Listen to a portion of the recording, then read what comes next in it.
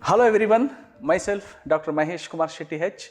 I am standing before you to present a topic on principle of maximum social advantage. My dear viewers, the principle of maximum social advantage is one of the area which comes under the concept of public finance. The concept itself indicates about how should be the public finance system of a state or the government. To explain this, we have to go through this theory or this principle, that is principle of maximum social advantage. Yes, look at the slide. The principle of maximum social advantage is the principle of public finance. It is the fundamental principle which should determine the fiscal operations of the government. This principle is formulated and popularized by Dr. Hugh Dalton. According to Dalton, the principle of maximum social advantage is the most fundamental principle lying at the root of public finance. Hence, the best system of public finance is that which secures the maximum social advantage from its fiscal operations. Maximum social advantage is the maxim for the states. The optimum financial activities of a state should therefore be determined by the principle of maximum social advantage. I hope you understood by reading or by listening to this concept. My dear friends, the principle of maximum social advantage speaks a lot. It says that the fiscal operations of the government should be in such a way that it should reach the maximum population or the greatest number of people of the country. Fiscal operation means while raising of funds from different sources, and even fiscal operation means while spending money from government treasury to various areas, where government should look into the fact that yes, I am spending each rupees for the maximum benefit of the people, and it never harm the people where it is going to be spent in. This is how we have to understand this concept.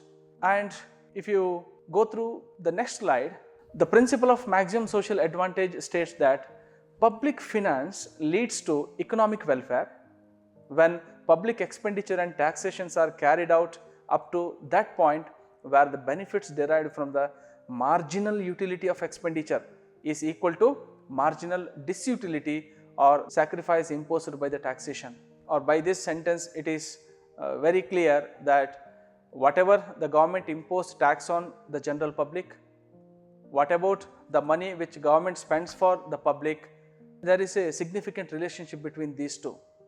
One is from the sacrifice side and another is from the benefit side. This is being discussed under this principle in a very beautiful manner. And the principle of maximum social advantage is, however, based on the following assumptions. Hugh Dalton had kept this assumption for analyzing of this theory. The first assumption is all taxes result in sacrifice and all public expenditure lead to benefit. The second, public revenue consists of only taxes and no other sources of income to the government. Third one, the government has no surplus or deficit budget but only balanced budget. And fourth one, public expenditure is subject to diminishing marginal social benefit and taxes are subject to increasing marginal social sacrifice. See, if you understand the fourth assumption, it clearly makes us to understand what actually the principle of maximum social advantage is. You read once again there, public expenditure is subject to diminishing marginal social benefit and taxes are subject to increasing marginal social sacrifice, which means as government imposes more and more tax on the general public, it is nothing but the sacrifice of the general public. As we pay more tax, it means we are sacrificing more things at the cost of what the tax we pay for the government. Hugh Dalton explains the principle of maximum social advantage with reference to two major concepts. The first is marginal social sacrifice and marginal social benefit. Okay, I hope that you did understand about the fourth assumption, which to understand about the principle of maximum social advantage.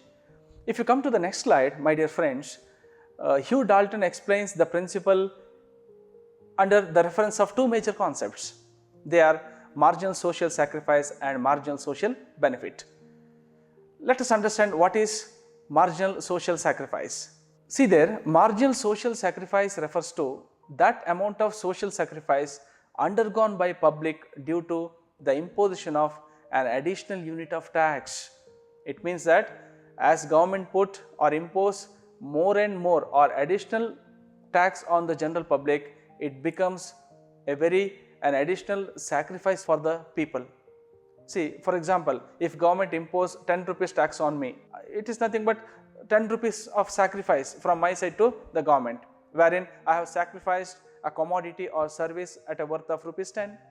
So this is how this slide or this concept explains us. And if you go through the same sentence, every unit of tax imposed by the government, taxes result in loss of utility, and Dalton says that the additional burden resulting from additional unit of taxation goes on increasing. It means the additional burden of tax would arise the additional sacrifice on the general public. So this is how the marginal social sacrifice concept makes us to understand. If you look at this diagram, it is very clear. The OX axis measures the unit of tax in terms of rupees, the OY measures marginal social sacrifice, and the curve which is being originated from 0 and which is sloping upward, it shows the MSS curve, marginal social sacrifice curve. It means that as people pay more and more of tax in terms of rupee from OX axis, it means it rises the marginal social sacrifice from the public. And the next concept is marginal social benefit. While imposition of tax puts burden on the people, public expenditure confers benefits. See, the tax is nothing but if government collects tax from the public, yes, of course it is a sacrifice, but in turn what government does, government gives plenty of opportunities or benefits to the public. This is being raised under this concept, marginal social benefit. The benefit conferred on the society by an additional unit of public expenditure is known as marginal social benefit. Marginal social benefit. Yes, if you look at this diagram, it is very understandable. OX axis measures units of public expenditure and OY measures the marginal social benefit. And this marginal social benefit curve is a downward sloping curve, which is for the reason that as government spends more and more, the benefit to the public or the general public will decrease. This is due to the fact that at the initial stages only, government spends more money or huge amount of money for priority areas or the needful areas, and later on for the unplanned or the very least needful areas. That is why this marginal social benefit curve slopes downward. Dear friends, if you look at this diagram, this is the core of the concept, the point of maximum social advantage. What actually the point of maximum social advantage is? According to Dalton, when the marginal social benefit curve as well marginal social sacrifice curve, when these two curves intersect each other, the point of intersection becomes the maximum social advantage. So I hope you understood about this concept. Anyway, you have learnt a little bit about the theory given by Professor Hugh Dalton on principle of maximum social advantage. The very principle says that while going to spend money from the government treasury, as well while going to impose tax on the general public, government should have to keep in mind the fact that yes, the fiscal operation should reach the maximum number of population, whereas it must reach maximum benefit or it must fetch maximum benefit. I hope you understood. Thank you for listening as well watching. Thank you very much.